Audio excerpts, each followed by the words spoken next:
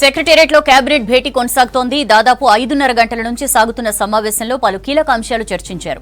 ఈ నెల 12 నుంచి 27 వరకు అసెంబ్లీ బడ్జెట్ సమావేశాలు నిర్వహించాలని నిర్ణయించారు. కొత్తగా 10,950 విలేజ్ లెవెల్ ఆఫీసర్ పోస్టులకు మంత్రులు ఆమోదం తెలిపారు. కొత్త రెవెన్యూ డివిజన్లు, కొత్త మండలాలకు 217 పోస్టులు మంజూరు చేశారు మంత్రులు.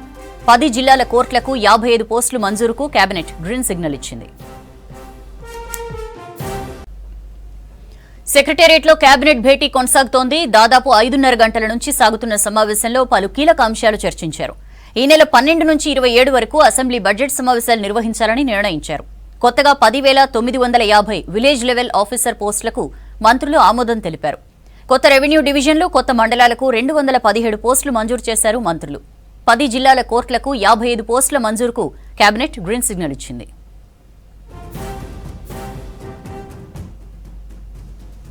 కేబినెట్ భేటీకి సంబంధించి అప్డేట్స్ తెలుసుకుందాం. యాదగిరి మనతో ఫోన్ లైన్ లో జాయిన్ అవుతున్నారు. యాదగిరి, ఇప్పటిదాకా ఏ ఇష్యూస్ చర్చకు వచ్చాయి కేబినెట్ లో? సౌజన్య, ఇవాళ మధ్యాహ్నం 3 గంటలకు కేబినెట్ సమావేశం ప్రారంభమైంది. అయితే ఇప్పుడు కొద్దిసేపటి క్రితమే కేబినెట్ సమావేశం ముగిసింది. అయితే ఇందులో ఇవాళ జరిగినటువంటి కేబినెట్ లో పలు కీలకమైనటువంటి అంశాల మీద నిర్ణయాలు తీసుకొని కేబినెట్ ఆమోదం తెలిసింది. అయితే ఇప్పటి వరకు ఏమేమి తీసుకున్నాము ఏంటి అనేది మరి కొద్దిసేపట్లోనే మంత్రుల సమావేశం నిర్వహించి దీని మీద స్పష్టత ఇచ్చే అవకాశం ఉంటుంది. అయితే ఇప్పటి వరకు మనకున్న సమాచారం ప్రకారం ఈ ఎస్సీ కులాలకు సంబంధించినటువంటి వర్గీకరణ ముసాయిదా బిల్లుకు సంబంధించి కేబినెట్ ఆమోదం తెలిపింది. అయితే ఇందులో ఈ బిల్లుకు సంబంధించి న్యాయపరమైనటువంటి చిక్కులు కూడా ఎలాంటివి రాకుండా ఉండేందుకు న్యాయ సలహా తీసుకోవాలి. నిపుణులతో న్యాయ సలహాలు తీసుకొని దీన్ని ఈ తుది మెరుగులు దిద్దాలని చెప్పేసి కేబినెట్ ఆమోదం చెప్పి సీఎం రేవంత్ రెడ్డి అధికారులకు కూడా ఈ విషయంలో సూచనలు చేశారు. ఇక దీని తర్వాత మనకు ఈ అసెంబ్లీ సమావేశాలు అంటే బడ్జెట్ సమావేశాలు నిర్వహిస్తా అని చెప్పేసి అనుకున్నారు. దీనికి సంబంధించినటువంటి డేట్లు కూడా ఎప్పటి వరకు నిర్వహించాలనే దాని మీద కూడా కేబినెట్ లో ఆమోదం పొందినట్టు తెలుస్తుంది. దీని మీద చర్చించి ఈ నెల 12 నుంచి 27 వరకు ఈ బడ్జెట్ సమావేశాలు నిర్వహించే అవకాశం ఉంది. ఇక కొత్తగా ఈ విలేజ్ లెవెల్ ఆఫీసర్స్ తర్వాత ఆఫీసర్స్ సంబంధించి కొత్తగా 10,950 పోస్టులకు మంజూరు చేస్తూ కేబినెట్ ఆమోదం తెలిపినట్లు కూడా తెలుస్తా ఉన్నది. తర్వాత కొత్త రెవెన్యూ డివిజన్లు, తర్వాత కొత్త మండలాలకు సంబంధించి 217 పోస్టులు మంజూరు చేస్తూ కేబినెట్ ఆమోదం తెలిపింది. అయితే ఈ కొత్త రెవెన్యూ డివిజన్లకు సంబంధించి ఇప్పటికే దీని మీద డిమాండ్ కూడా ఉన్నది. ఎందుకంటే కొత్తగా డివిజన్లు ఏర్పాటు చేస్తున్నారు కానీ ఈ పోస్టులు మంజూరు చేయట్లేదు. దీనివల్ల కొంత ఇబ్బంది అవుతుందని చెప్పేసి దీని మీద ముందు నుంచి కూడా కొంత ఇబ్బందులు ఉన్నాయి. సో దాన్ని దృష్టిలో పెట్టుకుని ఈ కొత్త రెవెన్యూ డివిజన్లకు తర్వాత మండలాలకు 217 పోస్టులు మంజూరు చేస్తూ కేబినెట్ తీర్మానం చేసింది. ఇక 10 జిల్లా కోర్టులకు సంబంధించి 55 పోస్టులు మంజూరుకు సంబంధించి కూడా ఇవాళ జరిగినటువంటి ఈ కేబినెట్ సమావేశంలో ఆమోదం తెలిపారు. వీటితో పాటు ప్రభుత్వం చేపడుతున్నటువంటి ఈ పథకాలకు సంబంధించిన దాని మీద కూడా చర్చకు వచ్చినట్టు తెలుస్తుంది. కొత్తగా అమలు చేసే పథకాలకు సంబంధించిన దాని మీద కూడా చర్చించి ప్రజల నుంచి ఎలాంటి అభిప్రాయాలు వస్తున్నాయి, ఇంకా ఎట్లా ముందుకెళ్ళాలి ఏంటి, ఇట్లా ఓవరాల్ గా ప్రభుత్వ సంబంధించినటువంటి రాష్ట్రానికి సంబంధించినటువంటి అభివృద్ధి కార్యక్రమాలు, తర్వాత ప్రజలకు అమలు చేస్తున్నటువంటి సంక్షేమ పథకాలతో పాటు రాజకీయంగా కూడా ఎట్లా ముందుకెళ్ళాలి ఏంటి, ప్రతిపక్షాలు ప్రభుత్వాన్ని అమలు చేసే పథకాల విషయంలో ప్రతిపక్షాలు వ్యతిరేకిస్తున్నటువంటి అంశాలు ఎట్లా ముందుకెళ్లాలి అనే దాని మీద కూడా ఇవాళ జరిగినటువంటి ఈ కేబినెట్ లో చర్చకు వచ్చినట్టు తెలుస్తుంది. Soujanya. Right Yadagiri, thank you. MLA quota, MLC ఎన్నికలపై ఫోకస్ పెట్టారు సీఎం రేవంత్ రెడ్డి. మాజీ మంత్రి, సీనియర్ నేత జానారెడ్డితో భేటీ అయ్యారు. టికెట్ల కేటాయింపులో సామాజిక సమీకరణలపై చర్చించారు. ఎమ్మెల్సీ ఎన్నికల ఫలితాలు భవిష్యత్పై ఎలాంటి ప్రభావం చూపించవన్నారు మంత్రులు. కేవలం 2 ఎమ్మెల్సీ స్థానాల్లో బీజేపీ గెలిచినందుకే బండి సంజయ్ ఏదో సాధించేసినట్లు మాట్లాడుతున్నారని విమర్శించారు. హైదరాబాద్ బంజారాహిల్స్ లో నివాసంలో మాజీ మంత్రి జానారెడ్డితో భేటీ అయ్యారు సీఎం రేవంత్ రెడ్డి. ఎమ్మెల్యే కోటాలో ఎమ్మెల్సీ ఎన్నికలపై 2 నేతలు చర్చించినట్లు సమాచారం. నల్గొండ డీసీసీ ప్రెసిడెంట్ శంకర్ నాయక్ కు ఎమ్మెల్సీ టికెట్ ఇవ్వాలని సీఎంను జానారెడ్డి కోరినట్టు తెలుస్తోంది. ఎస్టీ కోటాలో ఆయన పేరు సిఫారసు చేసినట్టు సమాచారం. వచ్చే పార్లమెంట్ ఎన్నికల్లో కాంగ్రెస్ 200 ఎంపీ సీట్లకు పైగా గెలుస్తుందన్నారు మంత్రి కోమటిరెడ్డి వెంకటరెడ్డి. కేంద్రంలో, రాష్ట్రంలో తామే అధికారంలోకి వస్తామన్నారు. సంక్షేమ పథకాలు మళ్లీ గెలిపిస్తాయని, రాహుల్ గాంధీ ప్రధాని అవుతారని తెలిపారు. హైదరాబాద్ ప్రజాభవన్ పరిసరాల్లో ఉన్న స్టేట్ గెస్ట్ హౌస్ ను మంత్రి పొన్నం ప్రభాకర్ తో కలిసి ప్రారంభించారు కోమటిరెడ్డి వెంకటరెడ్డి. ప్రతిపక్షాల మీద ఆధారపడి గవర్నమెంట్ ఏర్పాటైన సంగతి బండి సంజయ్ గారు మర్చిపోయినట్టుంది. మేము రేపు 100 సీట్లకు వెళ్ళి వచ్చే ఎలక్షన్లో 200 సీట్ల పైన సాధించి మా రాహుల్ గాంధీ ప్రధానమంత్రి కావడం ఖాయం. అందుకనే దీంతోనే కాదు, మా పర్ఫార్మెన్స్, మా స్కీమ్స్ వచ్చే 4 ఏళ్లలో చూస్తారు. వచ్చేది కూడా కాంగ్రెస్ ప్రభుత్వమే రాష్ట్రంలో. ఎమ్మెల్సీ ఎన్నికల్లో బీఆర్ఎస్ బీజేపీ కుమ్మక్కయ్యాయంటూ కేంద్ర మంత్రి బండి సంజయ్ కి కౌంటర్ ఇచ్చారు మంత్రి పొన్నం ప్రభాకర్. రంజాన్ గిఫ్ట్ ఇవ్వడం, ఇండియా పాకిస్తాన్ మ్యాచ్ తో ఎన్నికలను పోల్చడంతోనే ఆయన రాజకీయ పరిణితి ఏమాత్రం ఉందో అర్థం చేసుకోవచ్చన్నారు. ఒక టీచర్ ఎమ్మెల్సీ బీజేపీ ఓడిపోయిందని, దీనికి సంజయ్ ఏం చెప్తారని ప్రశ్నించారు. ఎమ్మెల్సీ ఎన్నికల ఫలితాలతో భవిష్యత్ ఎన్నికల్లో ఎలాంటి ప్రభావం ఉండదన్నారు పొన్నం. మీరు టీఆర్ఎస్ పార్టీ కలిసి టీఆర్ఎస్ పార్టీ అభ్యర్థిని పెట్టకుండా గెలిచి ఇలా మేము గెలిచినాము, ఇది రంజాన్ గిఫ్ట్ అంటే ఇలా కాంగ్రెస్ పార్టీకి, ఇండిపెండెంట్కు, దాని తర్వాత బీఎస్పీ క్యాండిడేట్కి వచ్చిన ఓట్లంతా పాకిస్తాన్ వల్ల. ఇది దురదృష్టకరం. ఇటువంటి ఒక కేంద్ర మంత్రి స్థాయిలో ఉన్నటువంటి ఆయన మాట్లాడితే ఇది రాజకీయాల కేంద్ర మంత్రిగా ఎదిగినటువంటి మాట్లాడేటువంటి మాటలు కాదు. Bharatiya Janata party, Telangana TRS party వేరువేరు కాదు అనేది ఈ ఎమ్మెల్సీ ఎన్నికల్లో నిరూపణైంది. పట్టభద్రుల ఎమ్మెల్సీ ఎన్నికలపై ప్రజలు ఇచ్చిన తీర్పును స్వీకరిస్తున్నామన్నారు రాష్ట్ర ఐటీ శాఖ మంత్రి శ్రీధర్ బాబు.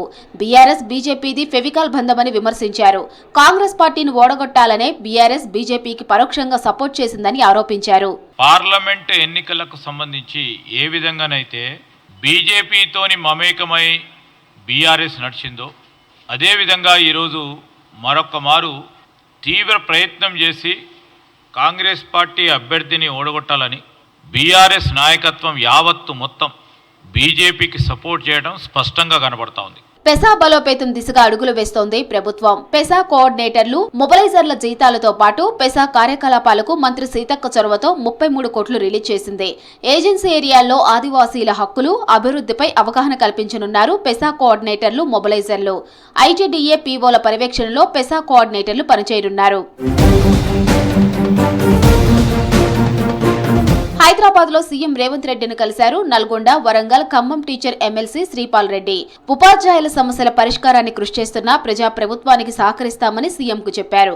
ఎమ్మెల్సీగా గెలిచినందుకు శ్రీపాల్ రెడ్డికి అభినందనలు తెలిపారు ముఖ్యమంత్రి. క్షేత్రస్థాయిలో పార్టీ స్థితిగతులపై ఆరా తీస్తోంది కాంగ్రెస్. గాంధీభవన్లో పార్టీ నేతలతో సమావేశమయ్యారు ఏఐసీసీ కార్యదర్శులు. ప్రభుత్వ పనితీరు, పథకాల అమలు సహా పలు అంశాలపై చర్చించారు. ఎమ్మెల్సీ ఎన్నికల ఫలితాలపై ప్రతిపక్షాల ఆరోపణలు ఖండించారు నేతలు. బీజేపీ బీఆర్ఎస్ల చీకటి ఒప్పందంతోనే బీజేపీ గెలుపన్నారు ఎంపీ మల్లు రవి. బీజేపీని కాంగ్రెస్ భూస్థాపితం చేయడం ఖాయమన్నారు అద్దంకి దయాకర్. పట్టభద్రుల నిర్ణయాన్ని శిరసా వహిస్తానని తెలిపారు కరీంనగర్ గ్రాడ్యుయేట్ ఎమ్మెల్సీ అభ్యర్థి నరేందర్ రెడ్డి.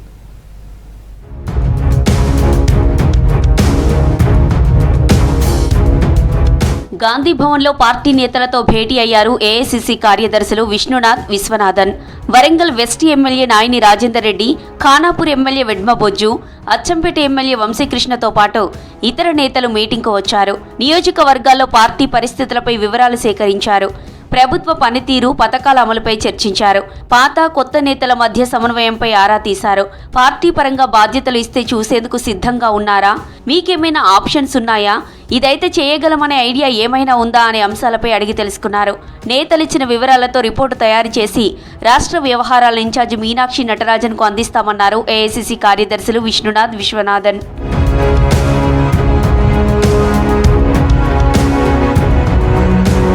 బీజేపీ బీఆర్ఎస్ల చీకటి ఒప్పందంతోనే ఎమ్మెల్సీ ఎన్నికల్లో బీజేపీ విజయం సాధించిందన్నారు నాగర్ కర్నూలు ఎంపీ మల్లు రవి.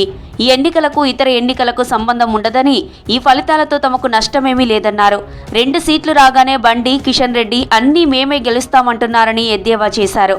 ఇక ఎమ్మెల్యే కోట, ఎమ్మెల్సీల్లో ఖచ్చితంగా సామాజిక న్యాయం ఉంటుందని తెలిపారు ఎంపీ.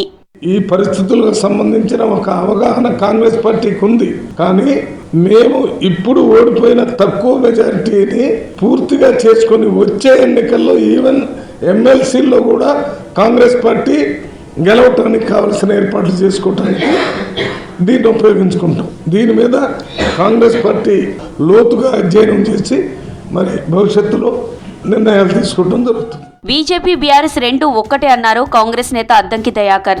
3 ఎమ్మెల్సీ ఎన్నికల్లో బీఆర్ఎస్ ఉనికి లేకపోవడానికి బీజేపీ మనుగడకు ముడిపడి ఉందన్నారు. ఉప ఎన్నికలు వస్తే సత్తా చూపిస్తామన్న బీఆర్ఎస్ ఎమ్మెల్సీ ఎన్నికల్లో ఎందుకు పోటీ చేయలేదని ప్రశ్నించారు. ఐడియాలజికల్ వార్లో రాష్ట్రంలో, దేశంలో బీజేపీని కాంగ్రెస్ భూస్థాపితం చేయడం ఖాయమన్నారు అద్దంకి. ఉప ఎన్నికలు వస్తే మా సత్తా చూపిస్తామన్న బీఆర్ఎస్ ఈరోజు ఎమ్మెల్సీ ఎన్నికల్లో ఏ ఒక్క సీట్లో పోటీ చేయకపోవడం అనేదే మీరు వాళ్ళిద్దరి రాజకీయ రహస్య ఒప్పందానికి సూచిగా చూడాల్సిన అవసరం ఉంది. ఈరోజు ఉత్తర తెలంగాణలోనే బలంగా ఉన్న బీఆర్ఎస్ పార్టీ ఎందుకు గ్రాడ్యుయేట్ ఎమ్మెల్సీలో పోటీ చేయలేదు, టీచర్స్ ఎమ్మెల్సీలో ఎందుకు చేయలేదనే అంశం గతం నుంచి మేము చెప్తూనే ఉన్నాం. అది బీజేపీకి ఫేవర్ చేయడానికి, ఎంతకైనా తెగించడానికైనా సిద్ధపడి పోరాటమేమో కాంగ్రెస్ మీద, ఓట్లేమో బీజేపీకి వేయించే పనిలో ఉంది. కరీంనగర్ పట్టభద్రుల నిర్ణయాన్ని తాను శిరసా వహిస్తానన్నారు కాంగ్రెస్ అభ్యర్థి నరేందర్ రెడ్డి. సోషల్ మీడియాలో కొంతమంది తనపై తప్పుడు ప్రచారం చేశారని ఆగ్రహం వ్యక్తం చేశారు. కాంగ్రెస్ పార్టీలో కొన్ని లోపాలున్నాయని, వాటిని సీఎం రేవంత్ రెడ్డి దృష్టికి తీసుకెళ్తానని చెప్పారు నరేందర్ రెడ్డి. మరి పట్టభద్రుల యొక్క వాళ్ళ నిర్ణయానికి నేను శిరసావహిస్తాను. ముఖ్యంగా కరీంనగర్ కాంగ్రెస్ పార్టీని అయితే బాగా బలోపేతం చేయాల్సిన అవసరం ఉంది. కింది స్థాయి శ్రేణులకు ఇక్కడ ఒక లీడర్ అవసరం అనేది ఉన్నది.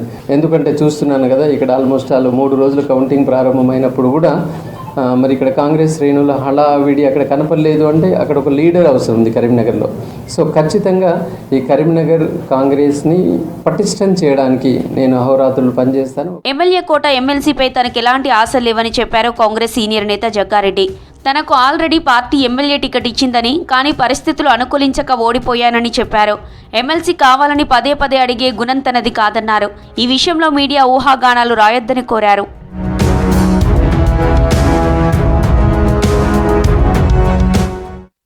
ఎమ్మెల్సీ ఎన్నికల్లో విజయంతో బీజేపీలో జోష్ పెరిగింది. కార్యకర్తలు సంబరాల్లో మునిగిపోయారు. 2 సీట్లలో బీజేపీ గెలుపొందడంపై హర్షం వ్యక్తం చేశారు ప్రధాని మోదీ. కాంగ్రెస్ పార్టీని ప్రజలు నమ్మడం లేదన్నారు బీజేపీ రాష్ట్ర అధ్యక్షులు కిషన్ రెడ్డి. బీఆర్ఎస్ బీజేపీ ఒక్కటై గెలిచాయన్న వ్యాఖ్యల్ని ఖండించారు ఎంపీ కొండ విశ్వేశ్వరరెడ్డి. కాంగ్రెస్ బీఆర్ఎస్ ఒక్కటైనా బీజేపీని ఓడించలేకపోయాయన్న బీజేఎల్పీ నేత ఏలేటి మహేశ్వరరెడ్డి.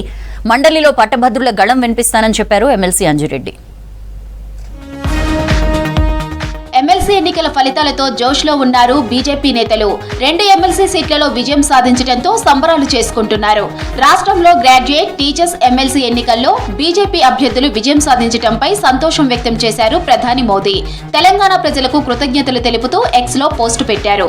కొత్తగా ఎన్నికైన ఎమ్మెల్సీలకు కాంగ్రెస్ చెప్పిన మోదీ, పార్టీ అభ్యర్థుల గెలుపు కోసం కృషి చేసిన ప్రతి కార్యకర్తను చూసి గర్వపడుతున్నట్లు చెప్పారు.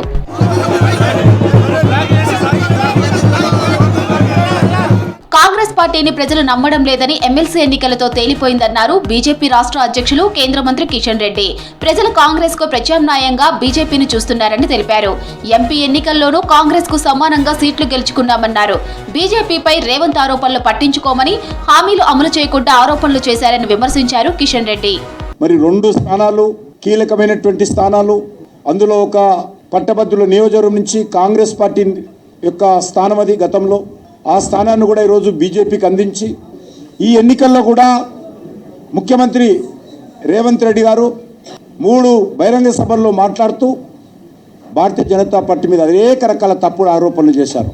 అయినప్పటికీ కూడా ముఖ్యమంత్రి చేసినటువంటి ఆరోపణలను పట్టించుకోలేదు. ఈరోజు రాష్ట్రంలో ఒక బలమైనటువంటి శక్తిగా ప్రజా సమస్యల మీద పోరాటం చేసే దిశలో ముందుకెళ్తాం. నారీమణులు తమ శక్తియుక్తులతో దేశాన్ని ముందుకు నడిపిస్తున్నారని తెలిపారు కేంద్ర మంత్రి కిషన్ రెడ్డి. వికసిత్ భారత్ కలను నెరవేర్చేందుకు బాటలు వేస్తూ చరిత్ర సృష్టిస్తున్నామని తెలిపారు. బేగంపేటలో ఉమెన్స్ డే వేడుకల్లో కేంద్ర మంత్రి సతీష్ చంద్ర దుబేతో కలిసి పాల్గొన్నారు కిషన్ రెడ్డి. గనుల రంగంలో మహిళల భాగస్వామ్యం, వివిధ రంగాల్లో మహిళల పాత్రపై చర్చించారు. आज भारत के बेटियां इतिहास बना रही, विकसित भारत का रास्ते में आप सब लोगों का मेहनत से, कमिटमेंट के साथ हम आगे बढ़ने के लिए रास्ता तय किया है. తెలంగాణ ప్రజలు బీజేపీ వైపు చూస్తున్నారన్నారు చేవెళ్ల ఎంపీ కొండ విశ్వేశ్వరరెడ్డి. కాంగ్రెస్ పై ప్రజల్లో నమ్మకం పోయిందన్నారు. 10 ఏళ్లు రాష్ట్రాన్ని విధ్వంసం చేసిన బీఆర్ఎస్ తో కలవాల్సిన అవసరం బీజేపీకి లేదన్నారు. ఎమ్మెల్సీ ఎన్నికల్లో ఓడిపోవడంతో కాంగ్రెస్ నేతలు ఇష్టం వచ్చినట్టు మాట్లాడుతున్నారని విమర్శించారు. వచ్చే ప్రభుత్వం బీజేపీ ప్రభుత్వం. రఘునందన్ రావు గెలుపు, ఈటల రాజేందర్ గారు గెలుపు, ఇవన్నీ కూడా ఒకటే డైరెక్షన్లో పోతున్నాయి. ప్రజలు బీజేపీ మీద నమ్మకం ఉండే, మా మీద దుష్ప్రచారం ఏంటంటే మేము కవితను అరెస్ట్ చేయనందుకు మేము టీఆర్ఎస్ తోటి పొత్తుందని. కానీ డైరెక్షన్ ప్రజల నమ్మకం అయితే మా మీదనే ఉన్నది. మండలిలో పట్టభద్రుల గళం వినిపిస్తానన్నారు కరీంనగర్ గ్రాడ్యుయేట్ ఎమ్మెల్సీ అంజిరెడ్డి. ఇచ్చిన హామీ ప్రకారం ఎమ్మెల్సీగా తనకు వచ్చే జీతంతో ప్రభుత్వ స్కూళ్లను డెవలప్ చేస్తానన్నారు.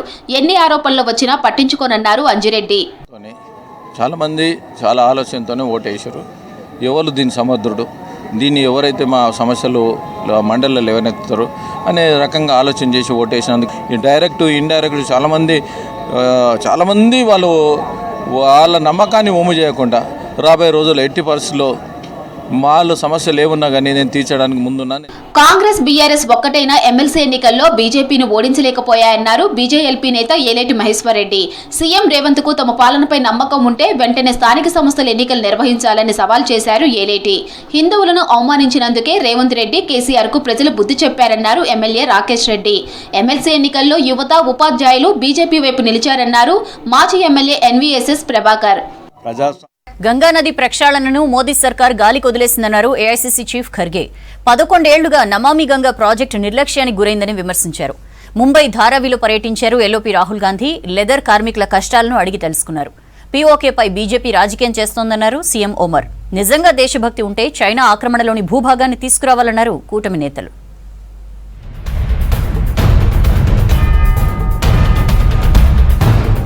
ఎన్డీఏ సర్కార్ నమామి గంగా పేరుతో ప్రజలను మోసం చేసిందన్నారు ఏఐసీసీ చీఫ్ ఖర్గే. గంగామాత తనను పిలిచిందని, గంగా నదిని శుద్ధి చేస్తామన్న మోదీ హామీ ఏమైందని ప్రశ్నించారు. 11 ఏళ్లవుతున్నా ఎలాంటి పురోగతి లేదన్నారు. 2026 మార్చి నాటికి 42,500 కోట్ల నిధులు ఖర్చు చేయాల్సి ఉందన్నారు. కానీ 2024 డిసెంబర్ నాటికి కేవలం 19,271 కోట్లు మాత్రమే ఖర్చు చేశారన్నారు. సరైన ప్రణాళిక లేకపోవడంతో 55% నిధులు ఖర్చు చేయలేదన్నారు. ఎన్నికలు వచ్చినప్పుడే మోదీకి గంగామాత గుర్తొస్తుందంటూ ట్వీట్ చేశారు ఖర్గే.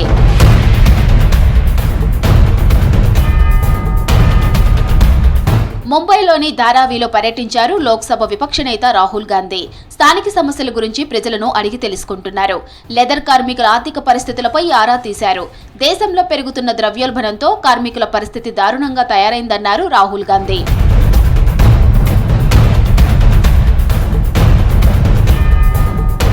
కొత్త ఐటీ చట్టంతో మన వ్యక్తిగత జీవితంపై నిఘాకు మోదీ సర్కార్ కుట్ర చేస్తోందన్నారు కాంగ్రెస్ నేత సుప్రియా శ్రీనాటే. ఐటీ అధికారులు నిశ్శబ్దంగా డేటా చోరీ చేస్తారన్నారు. వారికి ఎలాంటి వారెంట్ నోటీసులు అక్కర్లేదన్నారు. గతంలో పెగాసస్తో నిఘా పెట్టారని, ఇప్పుడు కొత్త ఐటీ చట్టాన్ని ప్రయోగిస్తున్నారని ఆరోపించారు శ్రీనాటే. The government will very soon have access to our emails, to our social media, to our bank accounts, to our financial transactions, to our trading accounts. Because this is nothing but the government trying to enter into our lives surreptitiously. This is nothing but the government trying to take control through the back door entry. This is nothing but the government trying to make India a surveillance state, and I'm not fine with it. Delimitation తో పంజాబ్ హర్యానాలకు తీవ్ర నష్టం జరుగుతుందన్నారు కాంగ్రెస్ నేత మనీష్ తివారీ. ప్రస్తుత జనాభా ప్రకారం చేపడితే భారీగా ఎంపీ సీట్లు తగ్గే ఛాన్స్ ఉందన్నారు. ప్రస్తుతం పంజాబ్ లో 13, హర్యానాలో 10 ఎంపీ సీట్లు ఉన్నాయన్నారు. కొత్తగా డీలిమిటేషన్ చేపడితే ఆ సంఖ్య 18కి తగ్గుతుందన్నారు. డీలిమిటేషన్ తో జనాభా నియంత్రణ లేని సెంట్రల్ ఇండియా రాష్ట్రాలకు మాత్రమే లాభమన్నారు. డీలిమిటేషన్ ను పంజాబ్, హర్యానా, హిమాచల్, జమ్మూ కాశ్మీర్ రాష్ట్రాలు అంగీకరించడం డౌటేనంటూ ట్వీట్ చేశారు Manish Tiwari.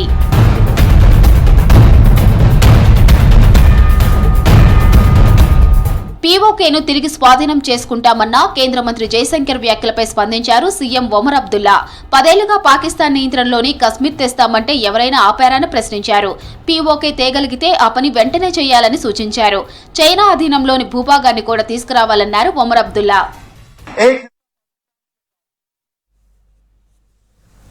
That's all for now.